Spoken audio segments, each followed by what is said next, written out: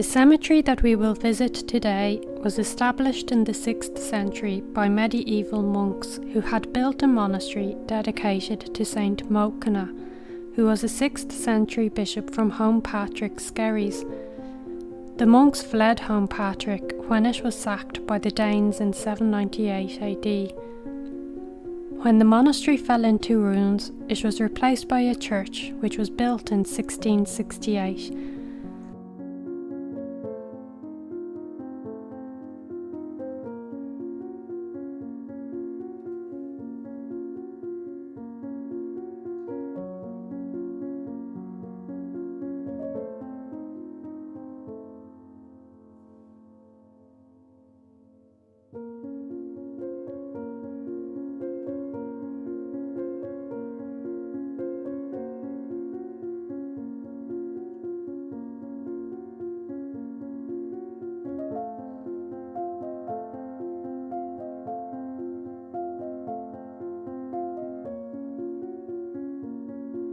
The church is in ruins today, but in the 19th century there was a modification made to the building, with a house being built alongside it. This was the Watchman's House.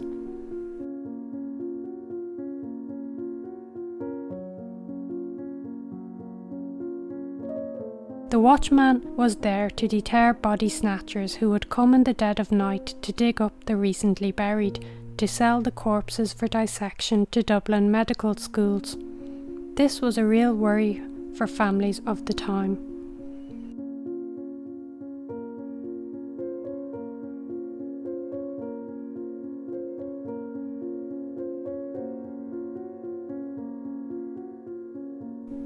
The cemetery is reputed to be haunted by the ghost of a lady known as the Widow Gamble. There are a few tales in relation to her.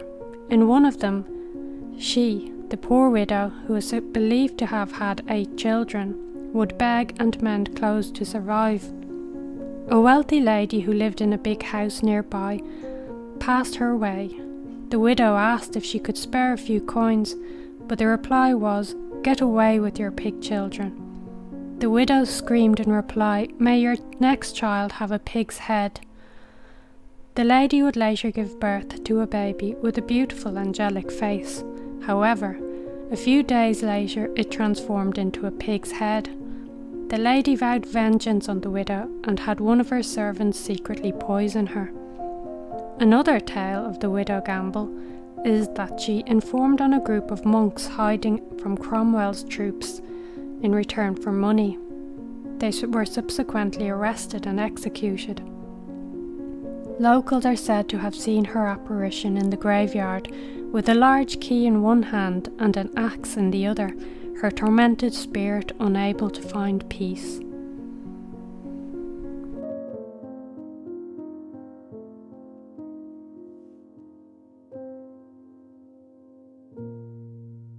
There are many graves of note in this cemetery.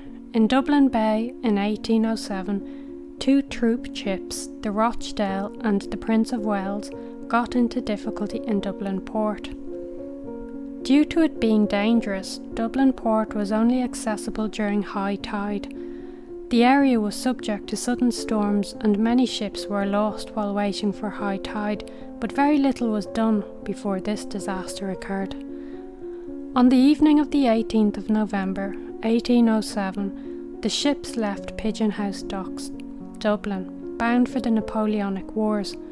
As they headed out, they were met with fierce gales and heavy snow. The 2 vessels were forced back towards land, southwards to a rocky shore. In pitch dark conditions, the Prince of Wales hit rocks behind Blackrock House. The captain, his wife, and 2 children, along with some sailors and 2 soldiers, jumped into a small rowing boat and made it to shore. They were able to land but made no effort to get help. The troops on the Prince of Wales may have been deliberately locked below deck while the captain etc. escaped. No lifeboat was launched. Further out to sea, the Rochdale was struggling, and as nightfall came, the soldiers fired their guns to attract attention. Some of the people who had gathered to help on shore but took shelter to avoid getting shot. The next morning it was discovered the Rochdale hit the rocks at Sea Point, only half a mile away from the Prince of Wales. A 12-foot plank would have rescued them, but all 265 people on board perished, including 42 women and 29 children. Everybody on the Prince of Wales perished, which amounted to 120 people. The captain, Robert Jones, was accused of murder, but due to lack of evidence, the charges were dropped. In the following days, hundreds of bodies were washed up on the shoreline. This disaster was the impetus for the building of Dunleary Harbour.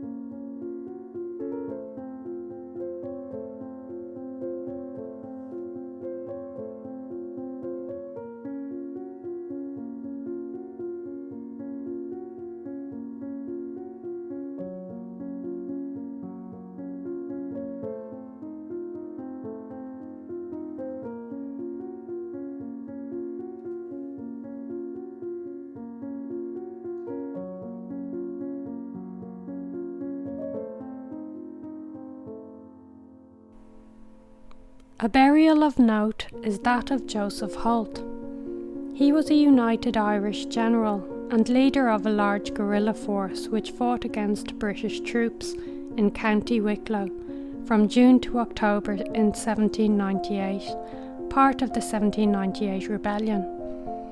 He fought in the Battle of Vinegar Hill on the 21st of June 1798, where 15,000 British troops launched an attack just outside Enniscorthy, County Wexford.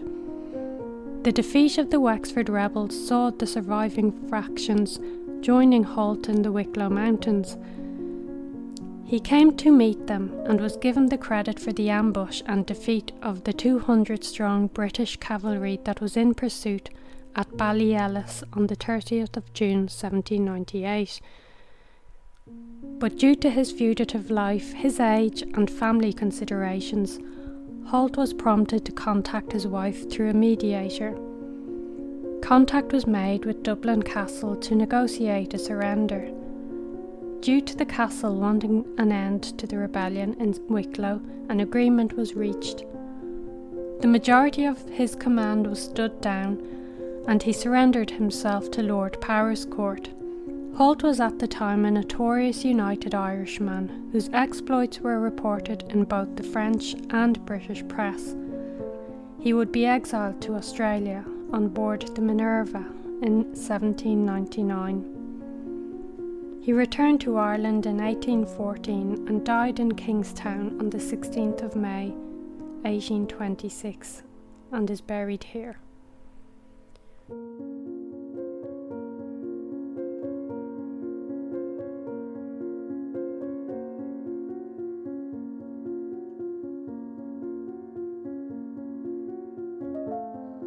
Another burial of note is that of Sir William Betham.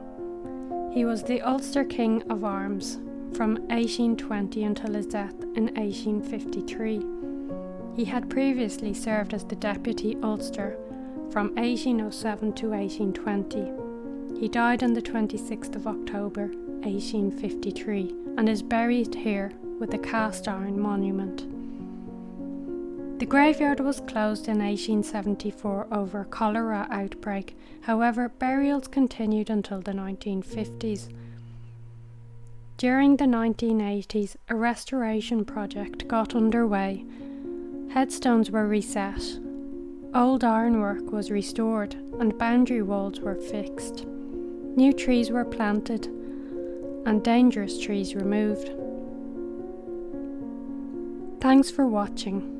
If you enjoyed this video, please like, comment and subscribe.